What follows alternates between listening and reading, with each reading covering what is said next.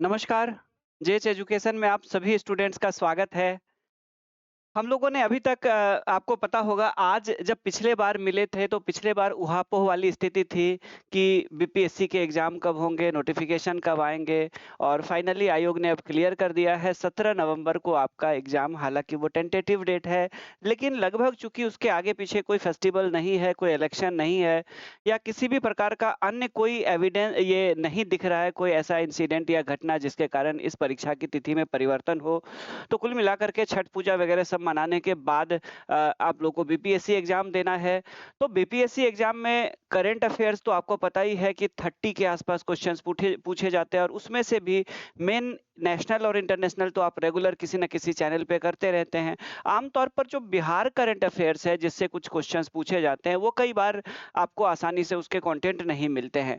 तो मेरे पास लिमिटेड जो आवर्स है, धीरे-धीरे मैं समय निकाल रहा हूँ इस चैनल के लिए, तो जो मेरे पास लिमिटेड आवर्स है, उसमें मेरा पहला जो कमिटमेंट था आप लोगों को पूरा करने का, उसी के संदर्भ में आज का भी ये क्लास है। यानी कि अभी जो अगस्त 2024 बीता है और अभी ये सितंबर आ गई है और अब आपके पास क्लियर विज़न है कि हमें 17 नवंबर को एग्ज़ाम देना है बीपीएससी का प्रीलिम्स और इसके लिए हमें पिछले 1 साल के करंट अफ़ेयर्स में से इंटरनेशनल, नेशनल और बिहार करंट अफ़ेयर्स करके जाना है। तो फिलहाल मैं बिहार करंट अफ़ेयर्स को अपडेट कर दे रहा हूँ, ताकि आगे मैं लगातार आप लोगों को नेशनल और इंटरनेशनल के भी प्रीवियस जो मंथ के जो को वो है सारे के सारे कंटेंट आपको डिलीवर कर सके, तो इसके लिए पहले बिहार करंट अफ़ेयर्स को मैं अपडेट कर रहा हूँ।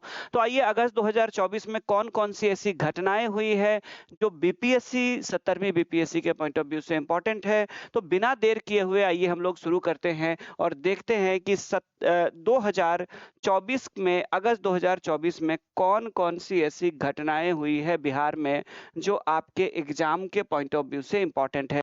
तो सबसे पहला घटना ये है कि अडानी परिवार के द्वारा या अडानी समूह के द्वारा बिहार में बड़े-बड़े निवेश किए जा रहे हैं, इन्वेस्टमेंट किए जा रहे हैं और इसी संदर्भ में मतलब ये बिहार के लिए पॉजिटिव है। एक तरफ तो बिहार की रेवेन्यू जनरेट होगी, बिहार सरकार को बड़ी मात्रा में रेवेन्यू प्राप्त होगी, जो बिहार को ज़रूरत है ताकि बिहार को डेवलप किया जा सके और दूसरा बिहार में रोज़गार पैदा होगा, जिससे बिहार के लोगों की आय भी बढ़ेगी और बिहार से पलायन भी रुकेगा।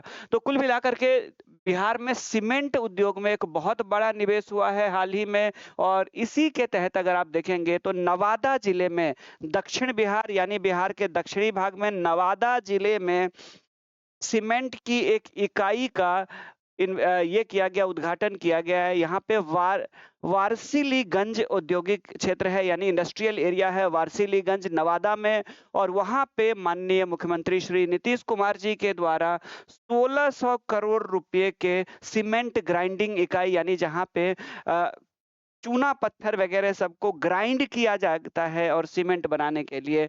तो इस इकाई का यहाँ पे वो किया गया है, उद्घाटन किया गया है, आधारशिला रखी गई है अभी, फाउंडेशन स्टोन रखा गया है जो आगे बहुत जल्दी बन करके ये तैयार हो जाएगा और कुल इसमें 1600 करोड़ का इन्वेस्टमेंट किया गया है इस प्लांट में। इस प्लांट से जुड़े हुए बात करें तो ये जो प्लांट है यहाँ पे ये अंबुजा सीमेंट के द्वारा हालांकि इसमें अल्ट्राटेक सीमेंट दे दिया गया है सीमेंट को एक प्रतीकात्मक रूप में यहाँ पे इस्तेमाल किया गया है Ambuja concrete private limited company का नाम है अंबुजा कंक्रीट प्राइवेट लिमिटेड उसकी ये ग्राइंडिंग इकाई है नवादा के वारसिलीगंज में 1600 करोड़ रुपए इन्वेस्टमेंट के साथ की गई है और गौतम अडानी समूह का जो अंबुजा सीमेंट लिमिटेड है उसी की एक सहायक कंपनी के रूप में ये कार्य करेगी नवादा के वारसिलीगंज में। ठीक है, क्लियर है? अब जाकर के आगे बढ़ते हैं हम लोग। तो परियोजना का जो पहला चरण है, फर्स्ट स्टेज जो होगा इस प्रोजेक्ट का, वो दिसंबर 2025 में पूरा कर लिया जाएगा और उसके बाद जाकर के इस इकाई के लिए अगर बात करें तो बिहार औद्योगिक इकाई औद्योगिक क्षेत्र विकास प्राधिकरण जिसको बियाडा कहते हैं, ठीक है? Bihar industrial area development authority जिसको बियाडा कहते हैं जो कि बिहार में इंडस्ट्रियल एरिया को डेवलप करने के लिए एक अथॉरिटी के रूप में काम करती है तो इसके द्वारा अंबुजा समूह के इस कंपनी के लिए 73 एकड़ भूमि आवंटित की गई है Warisaliganj industrial area Nawada district में। तो याद रहेगा आप लोग को तो इस तरह से बिहार में एक पॉजिटिवनेस दिखाई दे रही है इन्वेस्टमेंट को लेकर के और ये देख लीजिए अडानी जी का फोटो, मुस्कुराता हुआ फोटो है। हालाँकि बिहार के कुछ नेता के द्वारा लगातार अडानी जी को टारगेट किया गया था, लेकिन बिहार में इन्होंने इन्वेस्टमेंट दिखाया। बिज़नेसमैन बिज़नेसमैन होते हैं, जहाँ उनको वही इन्वेस्ट करते हैं जहाँ पे कंपनी को भी प्रॉफ़िट दिखती है। तो यहाँ पे अगर मैं बात करूँ तो इसके फ़ायदे ये होंगे, इस प्रोजेक्ट का बिहार को फ़ायदा ये होगा कि 250 लोगों को डायरेक्ट इसमें जॉब मिलेगी। 250 कहने का मतलब होता है कि औसत रूप से अगर एक परिवार में 5 लोग होते हैं तो 1250 लोगों को लाभान्वित होगा, प्रत्यक्ष रूप से लाभान्वित होंगे और 1000 के आसपास कहा जा रहा है या उससे अधिक इनडायरेक्ट रोजगार के अवसर का सृजन होगा यहाँ पे। तो ये एक बहुत बड़ी बात है और बिहार सरकार को भी आप देख लीजिए कि इसका कितना फायदा होगा। बिहार सरकार को 250 करोड़ रुपए का एनुअल जो है वो रेवेन्यू प्राप्त होगी। उम्मीद है कि अनुमानित रूप से 250 करोड़ का रेवेन्यू बिहार सरकार को राजस्व यहाँ से इस सीमेंट इकाई के लगने से प्राप्त होगी। तो कुल मिलाकर के एक पॉजिटिवनेस दिख रही है। पिछले दिनों अडानी समूह के द्वारा बिहार में बहुत सारे इन्वेस्टमेंट के प्रस्ताव आए हैं और बिहार के लिए भी ये लाभदायक है, बिहारियों के लिए भी ये काफ़ी ज़्यादा लाभदायक है।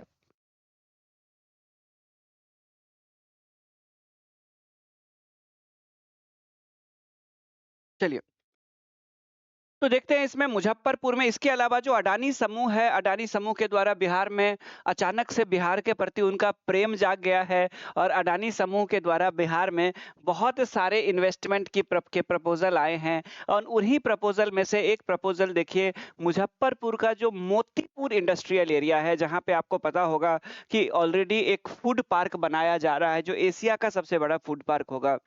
राइट। तो मोतीपुर में फूड पार्क भी बन रहा है। उसी मोतीपुर यानी मुजफ्फरपुर का इंडस्ट्रियल एरिया है, वहां पे एक नया सीमेंट का प्लांट लगाया जाएगा अडानी समूह के द्वारा। उसके बाद बिहार में लॉजिस्टिक क्षेत्र में भी बड़े पैमाने पर, चूंकि लॉजिस्टिक इकोनॉमी का एक बहुत बड़ा पार्ट बन करके उभरा है, तो बिहार में लॉजिस्टिक के क्षेत्र में भी इन्वेस्टमेंट किया जा रहा है अडानी समूह के द्वारा। और बिहार के अररिया, किशनगंज और बेगूसराय में एग्रीकल्चरल लॉजिस्टिक गोदाम बनाए जाएंगे। इसको लेकर के भी एक निवेश प्रस्ताव आया है। तो एक सीमेंट की जो इकाई है, आपको पता होगा ग्राइंडिंग इकाई है, जो कि नवादा के वारसिलीगंज में जिसका आधारशिला रखी गई है और निवेश का प्रस्ताव जो है वो मुजफ्फरपुर के मोतीपुर में है, जहां पे नया सीमेंट का संयंत्र बनाया जाएगा। पटना के पास एक लॉजिस्टिक गोदाम बनाए जाएंगे, जिसमें वेरियस प्रोडक्ट्स के लिए ये लॉजिस्टिक गोदाम होगा अडानी समूह के द्वारा। और अररिया, किशनगंज, बेगूसराय में एग्रीकल्चरल प्रोडक्ट के लिए लॉजिस्टिक गोदाम बनाए जाएंगे। तो ये सब के सब प्रस्ताव है। तो कुल मिलाकर के 5500 करोड़ रुपए के अतिरिक्त निवेश का प्रस्ताव है अडानी समूह के द्वारा बिहार में। आप सोच करके देखिए कि अगर ये 5500 करोड़ बिहार में आएंगे तो बिहार की खुशहाली बढ़ेगी। आगे बढ़ते हम लोग अगले न्यूज के तरफ। न्यूज नंबर 2 आपके सामने है।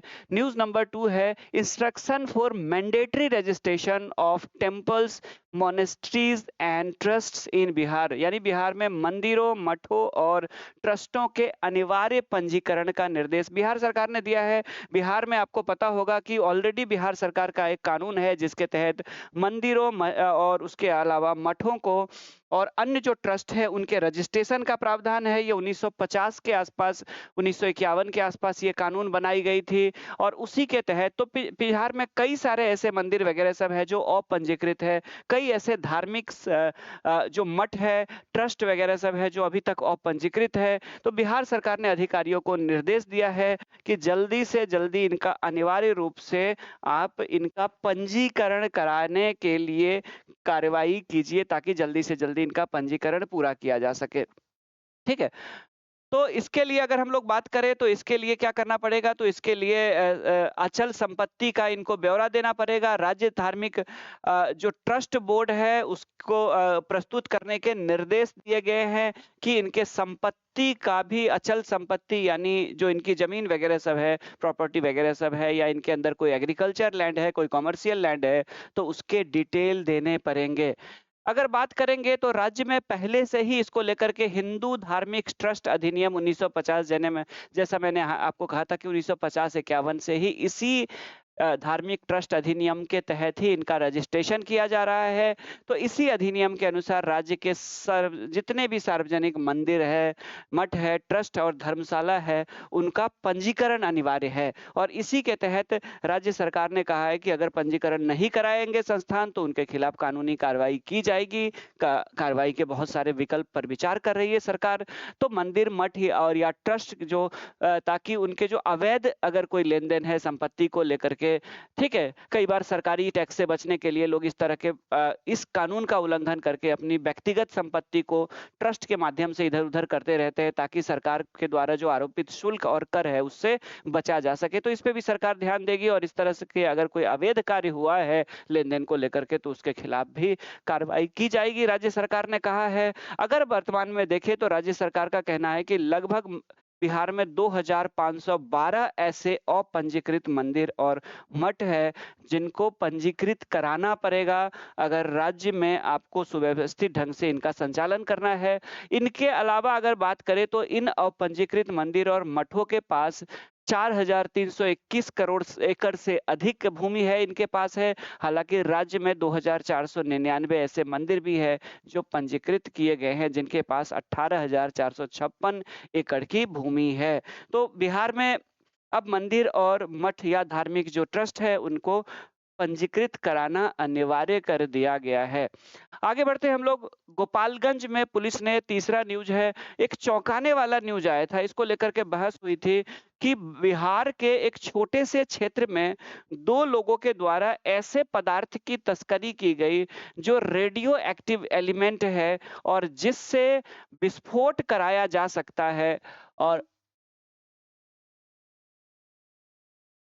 विस्फोट करा यानी कि परमाणु बम बनाने में इस रेडियो एक्टिव एलिमेंट का उपयोग किया जा सकता है। और ये पकड़ा गया तो एक बड़ा एक वो उभर करके सामने आया है, एक मुद्दा उभर करके सामने आया कि आखिर बिहार में ये कैसे पहुंचा, कौन लोग थे जो इनको पहुंचे, इनको सुपारी दिए हुए थे यानी इनका उपयोग कर रहे थे इसको इधर से उधर पहुंचाने में, उनका मकसद क्या था, वो एक अलग डिबेट का विषय है।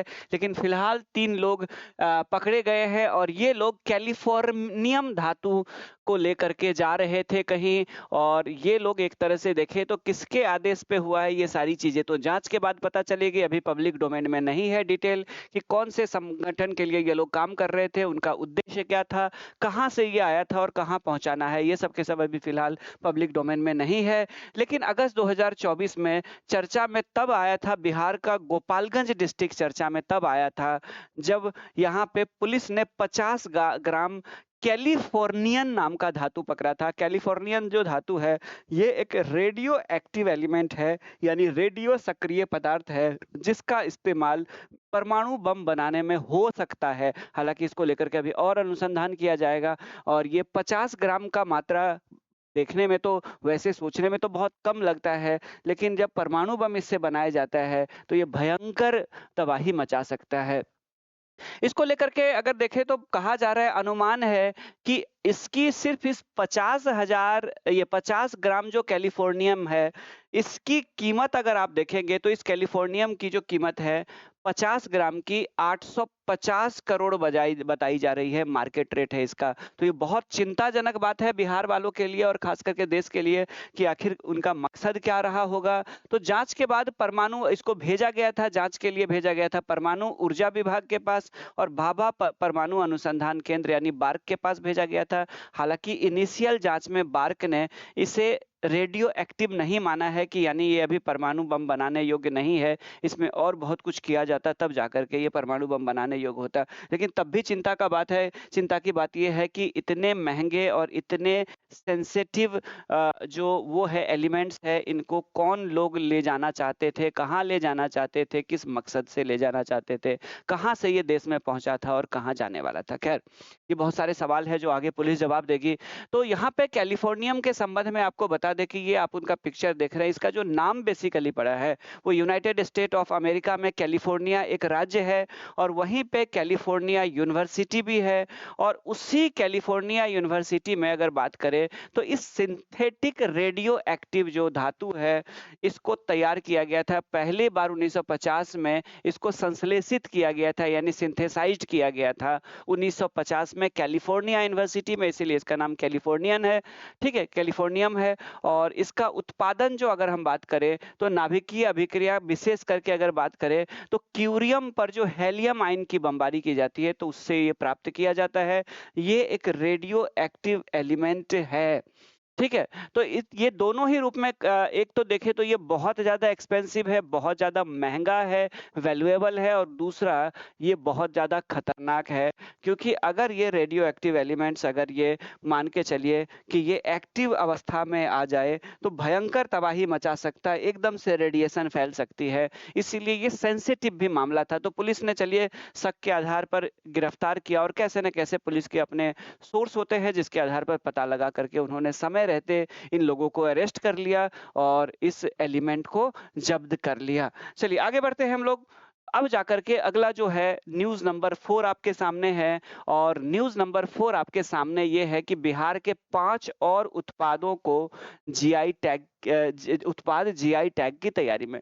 जीआई टैग आप लोगों को पता ही होगा, ज्योग्राफिकल इंडिकेशन होता है इसका फुल फॉर्म, और इसके तहत किसी खास भौगोलिक जो क्षेत्र होती है, कोई स्पेशल ज्योग्राफिकल एरिया होता है, वहां पे ठीक है, वहां पे लोगों के द्वारा, स्थानीय लोगों के द्वारा बनाए गए कोई ऐसे सामान जो कोई एक ज्योग्राफिकल लोकेशन को रिप्रेजेंट करता हो, या कोई ऐसा नेचुरल प्रोडक्ट जो प्राकृतिक रूप से कोई वहां पे उसी भौगोलिक वातावरण में उगा गया हो, तो उनकी जो पहचान होती है वो भौगोलिक रूप से उसी क्षेत्र से जुड़ा होता है। तो फ्यूचर में कोई बाहर के लोग उस नाम का यूज करके अपने फायदे के लिए उस नाम का यूज ना करें। जिन लोगों ने डेवलप किया है या जिस ज्योग्राफिकल एरिया में डेवलप हुआ है उसको उसका रियल क्रेडिट मिले, उसको उसकी ब्रांडिंग वो कर पाए, इसीलिए जीआई टैग प्रदान किया जाता है किसी भी प्रोडक्ट को। इसी उद्देश्य से जीआई टैग प्रदान किया जाता है भारत सरकार के द्वारा। ठीक है, आगे बढ़ते हैं हम लोग। तो देखिए यहाँ पे तो बिहार में 5 और ऐसे प्रोडक्ट हैं जिसको जीआई टैग दिए जाने की प्रक्रिया शुरू हो चुकी है।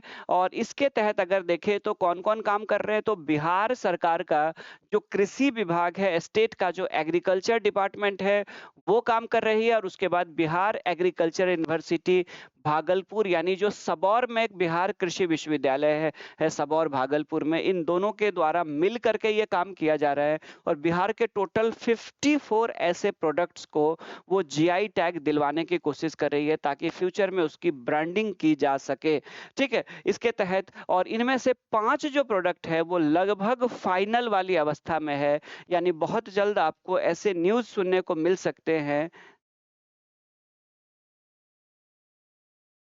न्यूज आपको देखने को मिल सकती है, और जिसके तहत जो है वो बिहार में इन 5 उत्पादों को बहुत जल्द आप न्यूज में देखेंगे कि जीआई टैग दिया जाएगा। तो आप न्यूज में आ जाएगा, तब मैं आप लोग को अपडेट करा दूंगा। और ये जो 5 है, ये 5 जो है, ये लिट्टी चोखा एक हो गया इसमें से, पहला है लिट्टी चोखा। उसके बाद जाकर के दूसरा है रोहतास का सोनाचूर चावल। सोनाचूर चावल बिहार के दक्षिण पश्चिम जिला रोहतास में एक विशेष प्रकार का फ्लेवर वाला चावल है। और रोहतास का ही गुलशन टमाटर, ठीक है, रोहतास का ही गुलशन टमाटर है जिसको जीआई टैग दिया जा चुका है, ये सॉरी देने की प्रक्रिया में है। तो एक हो गया लिट्टी चोखा जो कि लगभग पूरे बिहार में और खास करके बिहार के जो पश्चिमी भाग है, भोजपुरी बेल्ट जो है वहां पे बहुत ज्यादा लोकप्रिय है। उसके बाद जाकर के ये मेन मेड है, और उसके बाद जाकर के दूसरा ये प्राकृतिक रूप से यानी कि सोनाचूर चावल और गुलशन टमाटर, हालांकि इसको भी विशेष प्रकार से उगाया गया है और ये एक विशेष फ्लेवर इस क्षेत्र की ये पहचान बन चुकी है। तो ये 3 हो गए। चौथा जो है यानी ओवरऑल चौथा जो होगा ये, और वैसे नंबर में तीसरा तीसरा है, ये है पटना का से ये क्या कहते हैं उसको, सिंघाड़ा, यानी पानी के अंदर उगने वाला एक पानी फल जिसको सिंघाड़ा कहा जाता है। बिहार में के लोग काफ़ी पसंद करते हैं और अभी नए सिंघाड़े के नए फसलें आनी शुरू हो जाएगी और छठ पूजा में बिहार के लोग प्रसाद में भी, डाली में भी उसको देते हैं, चढ़ाते हैं। बिहार के में बहुत ज़्यादा लोकप्रिय है। तो पटना का जो सिंघाड़ा, और उसके बाद जाकर के दीघा क्षेत्र का जो मालदा आम है, जो विशेष खुशबू, जिनको आमों का राजा कहा जाता है, इन पांचों प्रोडक्ट को, ये पांचों जो प्रोडक्ट है ये जीआई टैग की अंतिम प्रक्रिया में है और आने वाले समय में बहुत जल्द इनको जीआई टैग मिलने जा रहा है। तो अब जीआई टैग को लेकर के, यानी ज्योग्राफिकल इंडिकेशन यानी जीआई टैग के बारे में हम लोग थोड़ा सा जान लेते हैं। आइए, तो जीआई टैग क्या है, तो एक नाम या चिन्ह होता है, यानी कि मार्क होता है, जो किसी विशेष भौगोलिक स्थान या उत्पत्ति से संबंधित हो सकता है। कोई एक स्पेसिफिक ज्योग्राफिकल लोकेशन या ओरिजिन से रिलेटेड होता है, यानी उस क्षेत्र से ही उसकी पहचान होती है। उसी क्षेत्र में पहली बार या तो उगाया गया होता है या बनाया गया होता है मानव के द्वारा, और उससे उसी के नाम से पहचान दी जाती है, ताकि फ्यूचर में वो उस क्षेत्र की के लोग उसको उसकी ब्रांडिंग कर सके और उसकी पहचान भी पूरी दुनिया में उसी रूप में हो। ठीक है, तो जीआई टैग के तहत ये सुनिश्चित कर लिया जाता है कि अधिकृत उपयोगकर्ता या भौगोलिक क्षेत्र में जो रहने वाले जो लोग होते हैं, वही लोग जो होते हैं, लोग ही लोकप्रिय उत्पाद के नाम का उपयोग करते हैं। यानी कि अगर मुजफ्फरपुर लीची के नाम से अगर दिया गया, शाही लीची के नाम से, तो ऐसा नहीं है कि नैनीताल में कोई लीची उगा करके उसको मुजफ्फरपुर की शाही लीची कह के बेच सकता है। लीगली वो ऐसा नहीं कर सकते। ठीक है, तो अगर देखें तो इससे क्या होता है, तो इससे नकल किए जाने से उस प्रोडक्ट को बचाया जा सकता है, ताकि उस प्रोडक्ट की अपनी जो प्रतिष्ठा है वो लोगों के बीच में बनी रहे। ठीक है, उसके जुड़े हुए, उसके उत्पादन से, उसकी कृषि से जुड़े हुए लोगों को भी इसका दीर्घकालिक लाभ मिलता रहे। तो इसका जो पंजीकरण किया जाता है, पंजीकृत जो होती है जीआई टैग, वो 10 वर्षों के लिए वैध होता है। उसके बाद जाकर के फिर चाहे तो आप उसके लिए अप्लाई कर सकते हैं। और इसकी जो देखभाल होती है इस पंजीकरण का, वो वाणिज्य और उद्योग मंत्रालय, भारत सरकार के अंतर्गत उद्योग एवं आंतरिक व्यापार संवर्धन विभाग है, उसके द्वारा किया जाता है। ठीक है, अभी तक अगर देखें तो सबसे ज्यादा जीआई टैग वाले जो प्रोडक्ट्स है वो कौन कौन से स्टेट के हैं, तो सबसे ज्यादा जीआई टैग वाले जो प्रोडक्ट है वो उत्तर प्रदेश के हैं, उसके बाद जाकर के कर्नाटक के, उसके बाद जाकर के महाराष्ट्र के, उसके बाद जाकर के तमिलनाडु के, और उसके बाद जाकर के केरल के। ठीक है, तो यूपी, कर्नाटक, महाराष्ट्र, तमिलनाडु और केरल, यूपी, कर्नाटक, महाराष्ट्र, तमिलनाडु और केरला। ठीक है, ये 5 ऐसे राज्य हैं जिसमें सबसे ज्यादा प्रोडक्ट यूपी के हैं। बिहार की अगर हम लोग बात कर ले, तो बिहार के अब तक 6 प्रोडक्ट को जीआई टैग दिया जा चुका है। 5 को जैसे ही मिल जाएगा तो प्रोडक्ट की संख्या बिहार की भी 11 हो जाएगी। तो फिलहाल बिहार के 5 ऐसे प्रोडक्ट है, ठीक है, जिनको जीआई टैग प्रदान किया जा चुका है, और 6 ऐसे हैं जिनको जीआई टैग प्रदान किया जा चुका है, और 5 ऐसे हैं प्रोडक्ट है जिनको जीआई टैग प्रदान करने की जो प्रक्रिया में है। तो 6 जो अभी तक किया गया है, इसमें से शाही लीची आपको पता है मुजफ्फरपुर की, और वर्ल्ड फेमस है अपने विशेष फ्लेवर के लिए। उसके बाद जाकर के भागलपुर का जर्दालू आम, ये भी एक विशेष खुशबू के लिए फेमस है। यहाँ तक कि लंदन में भी इनका निर्यात किया जाता है। लंदन के लोग यानी ब्रिटेन के लोग भी जर्दालू आम का स्वाद लेते हैं। उसके बाद भागलपुर क्षेत्र में ही कतरनी चावल होती है, जो बहुत छोटे आकार की विशेष खुशबू वाली चावल होती है, जिसको कतरनी चावल कहा जाता है। खीर वगैरह सब लोग इसका बनाते हैं। कई शौकीन लोग चावल भी खाते हैं, इसका भात भी बना करके खाते हैं। उसके बाद जाकर के मरचा चावल, जो बिहार के चंपारण के क्षेत्र में होती है, ये भी अपने विशेष खुशबू के लिए फेमस है। ये चावल थोड़ा सा मोटे आकार का होता है और इससे विशेष प्रकार का चूड़ा बनाया जाता है। बिहार के लोग जो चूड़ा दही या भूंजा के रूप में चूड़ा खाते हैं, तो ये विशेष खुशबू वाला चूड़ा तैयार होता है मरचा चावल से। मोटे मोटे वाले जो चूड़ा होता है वो तैयार होता है। ठीक है, उसके बाद जाकर के 5वें प्रोडक्ट की बात करें तो मगही पान या बेटल लीफ, जो कि बिहार के मगध क्षेत्र में उगाए जाने वाले एक विशेष प्रकार का पान है, इसको भी मिला हुआ है। और उसके बाद जाकर के मिथिला मखाना, जिसको पहले हालाँकि बिहार मखाना कहा गया, बाद में जाकर के फिर इसका नाम चेंज करके मिथिला मखाना के रूप में इसको जीआई टैग प्रदान किया गया। तो कुल मिलाकर के ये 6 प्रोडक्ट है जिसको जीआई टैग मिल चुका है और 5 ऐसे प्रोडक्ट है जो जीआई टैग की प्रक्रिया में है। उसमें लिट्टी चोखा, रोहतास का सोनाचूर चावल और गुलशन टमाटर, पटना का सिंघाड़ा और मालदा आम, दीघा का, ये पांचों जो है वो अभी प्रक्रिया में है जिसको जीआई टैग मिलने वाला है। तो ये रहा जीआई टैग से रिलेटेड न्यूज। और अब जाकर के आगे बढ़ते हैं, न्यूज नंबर 5 आपके सामने है। और न्यूज नंबर 5 देखिए आप लोगों के सामने कौन सा है। तो बिहार का जो गया है, जो आपको पता होगा कि पांचों ओर 5 पहाड़ियों से घिरा हुआ है और उसी गया जिले के 5 तरफ से 5 अलग-अलग पहाड़ियों से घिरा हुआ गया के ही ब्रह्मयोनी जो पहाड़ी है, उसी ब्रह्मयोनी पहाड़ी में अनुसंधानकर्ताओं के द्वारा, जो शोधकर्ता के द्वारा क्या ढूंढा गया है, तो वहाँ पे बहुत सारे औषधीय पौधे की खोज की गई है इस ब्रह्मयोनी पहाड़ी पर, जिनका इस्तेमाल विभिन्न प्रकार के दवाई बनाने के लिए किया जा सकता है। और कई ऐसे औषधि है जिनका, जड़ी बूटी है जिनका ऑलरेडी इस्तेमाल हो रहा है। तो उसी में से शोधकर्ताओं की टीम ने ऐसे पौधों की श्रृंखला की खोज की है और उसी में से जो एक सबसे महत्वपूर्ण है वो है जिनमेना सिल्वेस्ट्रे, जिनको गुड़मार कहा जाता है। स्थानीय भाषा के लोग इसको गुड़मार कहते हैं।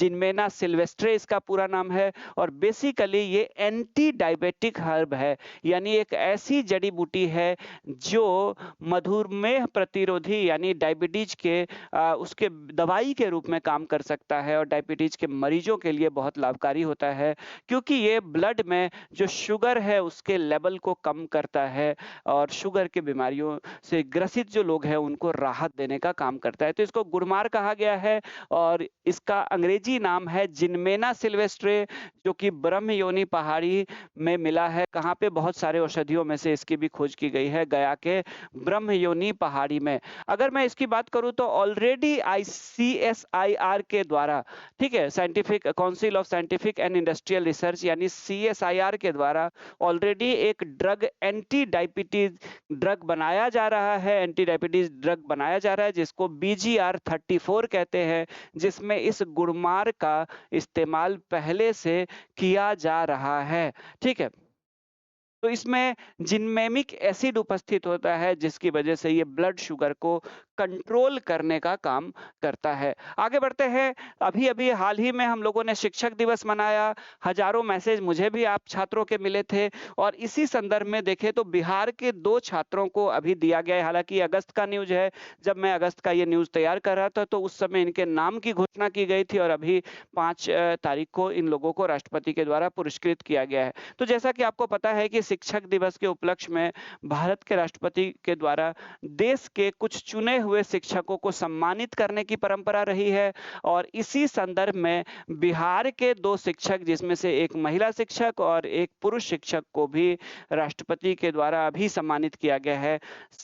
अगस्त में इनका चयन किया गया था, ये अगस्त का न्यूज है और अभी 5 सितंबर को तो सम्मानित किया गया है। तो बिहार के इन दोनों शिक्षकों का चयन राष्ट्रपति पुरस्कार के लिए किया गया है।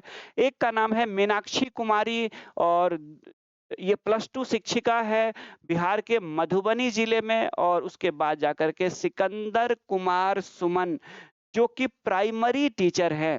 ठीक है, इन दोनों को चयनित किया गया है था और अभी इनको सम्मानित किया गया है। तो इसी से संदर्भित ये न्यूज है कि केंद्रीय शिक्षा मंत्रालय के स्कूल एवं साक्षरता विभाग जो है उसके द्वारा घोषणा की गई है और इसके तहत पूरे देश भर से, अगर आप देखेंगे तो पूरे देश भर से 50 शिक्षकों का चयन किया गया था और इन 50 शिक्षकों को 5 सितंबर को सम्मानित किया गया। अभी तो सम्मानित कर दिया गया है, तो आप इसको ये ले सकते हैं। हालांकि जिस समय मैं इस न्यूज को कलेक्ट कर रहा था, ये अगस्त की न्यूज है, तो उस समय घोषणा ही की गई थी। इसके तहत अगर आप देखेंगे तो बिहार के 2 शिक्षक हैं, एक का नाम है डॉक्टर मीनाक्षी कुमारी और दूसरे का नाम है सिकंदर कुमार सुमन। दूसरे जो शिक्षक है, ये शिक्षिका है डॉक्टर मीनाक्षी कुमारी और उसके बाद शिक्षक सिकंदर कुमार सुमन, इन दोनों को सम्मानित किया गया है। डॉक्टर मीनाक्षी कुमारी की बात कर ले तो ये बिहार के मधुबनी जिले में शिवगंगा गर्ल्स +2 हाई स्कूल है। बिहार के मधुबनी जिले में शिवगंगा गर्ल्स हाई स्कूल है, आप लोग को पता होगा।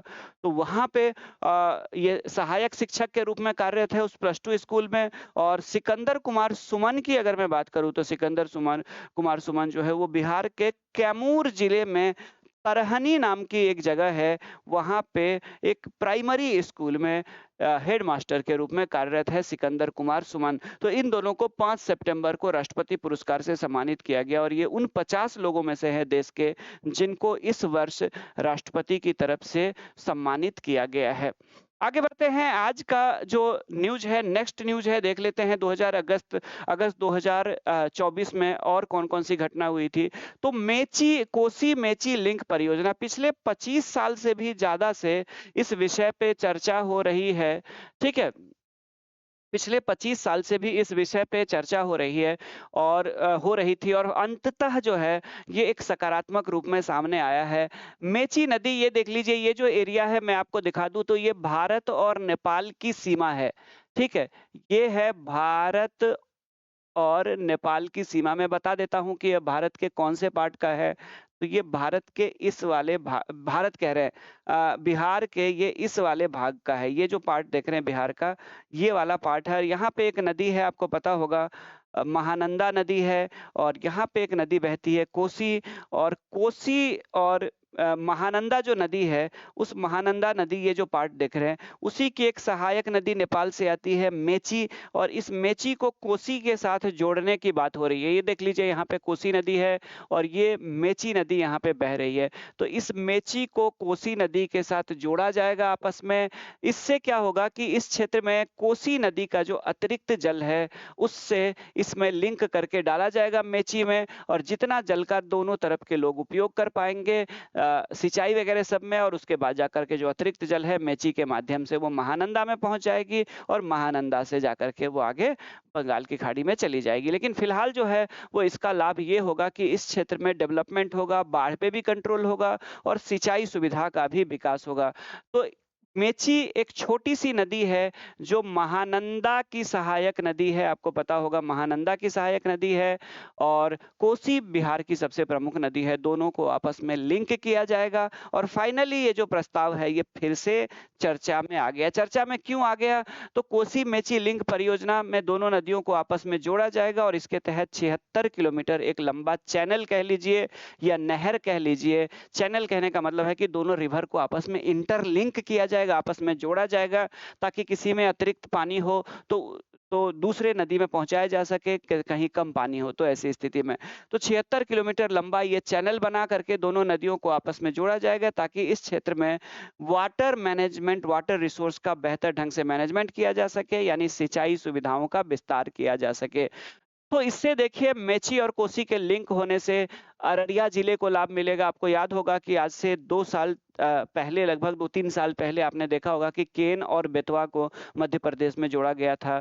तो उस क्षेत्र का जो स्थानीय, जो बुंदेलखंड और उसके आसपास का इलाका है, वहाँ के लोगों को काफी लाभ हो रहा है इसका। तो ठीक इसी तरह से यहाँ पे अररिया, किशनगंज, पूर्णिया और कटिहार जिले के लोगों को के जो जिले हैं उनके कई सारे ऐसे ब्लॉक्स हैं जिनको इसका लाभ मिलेगा। और इसके अलावा सुपौल, सहरसा, मधुबनी, खगड़िया और कटिहार जिले को बाढ़ से भी राहत मिलेगी। अगर हम लोग देखें तो इससे कोसी और मेची नदी यानी महानंदा की सहायक नदी जब जुड़ जाएगी तो इससे जो 214 लाख हेक्टेयर जमीन के क्षेत्र में सिंचाई की सुविधा उपलब्ध हो पाएगी। तो आप सोच सकते हैं कि इस क्षेत्र में, कृषि के क्षेत्र में एक तरह से देखें तो क्रांति आ जाएगी।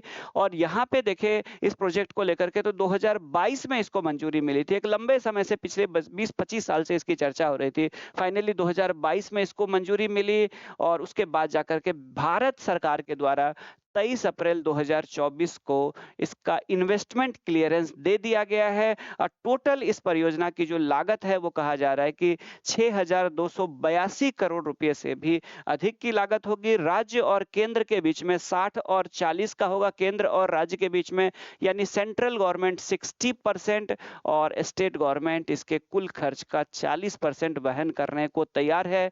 हालांकि कुछ जो स्थानीय नेता है, स्थानीय पर्यावरणविद है या स्थान राजस्थान के जो उस क्षेत्र के प्रबुद्ध लोग हैं, इस क्षेत्र के पर्यावरण को जानने वाले लोग हैं, उनके द्वारा चिंता व्यक्त की जा रही है कि इससे हो सकता है कि वहाँ का जो लोकल वाटर रिसोर्स है, जो यूज़ हो रहा है अभी तक ट्रेडिशनली, उस पे कोई ना कोई साइड इम्पैक्ट पड़ सकता है। तो ख़ैर इसको लेकर के भी सरकार ध्यान दे रही है। तो ये सब के सब जो न्यूज़ थे, ये थोड़ा-सा 1-2 और मैं ले लेता हूँ इसमें, थोड़ा-सा मेची नदी के बारे में जान लेता हूँ, ये लास्ट न्यूज़ है। तो मेची नदी जो है वो महानंदा की सहायक नदी है, जो कि कहाँ से निकलती है, तो नेपाल में महाभारत की श्रेणी से निकलती है और महाभारत की श्रेणी से निकल करके कुछ किलोमीटर तक भारत और नेपाल की सीमा बनाते हुए ये नदी बिहार में एंट्री करती है और बिहार में किशनगंज में जिले में ही ये महानंदा नदी में जाकर के मिल जाती है। कोसी नदी की बात करें तो टोटल 720 किलोमीटर इसकी लंबाई है, बिहार में मात्र 260 किलोमीटर है। हालांकि बिहार में भयंकर तबाही लाती है, 11,410 वर्ग किलोमीटर एरिया जो है इसका वाटर कैचमेंट है, इतने क्षेत्र के पानी को ये कवर करती है। और देखें तो इसकी जो उत्पत्ति होती है वो महाभारत की श्रेणी में गोसाई स्थान है नेपाल में, जहाँ पे सप्त कौशिकी के रूप में इसकी उत्पत्ति होती है। और ये गंगा नदी में कटिहार जिले के कुर्सेला के पास आकर के गंगा नदी में मिल जाती है। ये नदी अपने मार्ग को बार बार परिवर्तित करने के लिए विख्यात है, कभी इधर से बह जाती है कभी उधर से, जिसकी वजह से भयंकर बाढ़ आती है इस क्षेत्र में। और यही कारण है कि कोसी नदी को सॉरो ऑफ बिहार यानी बिहार का शोक भी कहा जाता है। तो कुल मिलाकर के धन्यवाद आप सभी स्टूडेंट्स को। ये रहा अगस्त 2024 में बिहार में होने वाली वो सारी घटनाएं जो एग्जाम के पॉइंट ऑफ व्यू से काफी इंपॉर्टेंट है। तो उम्मीद है कि आप लोग इसको बार-बार देखेंगे, समझेंगे और इसका जो कंटेंट होगा उसको बहुत जल्द मैं पीडीएफ को भी टेलीग्राम पे अपलोड कर दूंगा। तो टेलीग्राम का लिंक मैं चैनल के डिस्क्रिप्शन बॉक्स में दे रहा हूं। उसके अलावा आप लोग को बता दूं कि जेएच एजुकेशन के रवि कुमार झा जेएच एजुकेशन नाम से एंड्रॉयड ऐप भी बनाई गई है और इस एंड्रॉयड ऐप पे बहुत जल्द बहुत सारे कोर्सेज शुरू होने वाले हैं। और इस जेएच एजुकेशन जो एंड्रॉयड ऐप है उस पे जो ऑनलाइन क्लासेस आपको अवेलेबल कराई जाएगी, उसका थीम ही आप लोगों को बता दूं कि अफोर्डेबल एंड एक्सेसिबल एजुकेशन है, यानी कि एक ऐसी शिक्षा व्यवस्था का विकास करना दीर्घकालिक रूप से उद्देश्य है इस ऐप का, जो अफोर्डेबल हो यानी लोगों की पहुंच के अंदर हो, सामान्य छात्रों की, गरीब परिवार के जो छात्र आते हैं उनकी पहुंच में हो, एक्सेसिबल हो उनके लिए, क्योंकि बहुत ज़्यादा महंगा होता है कोर्स, तो सबके लिए एक्सेसिबल नहीं होता है। तो इसी को ध्यान में रखते हुए धीरे धीरे मैं एक एक करके सारे कोर्सेज लॉन्च करूंगा आप लोग को, आईएएस का, बीपीएससी का,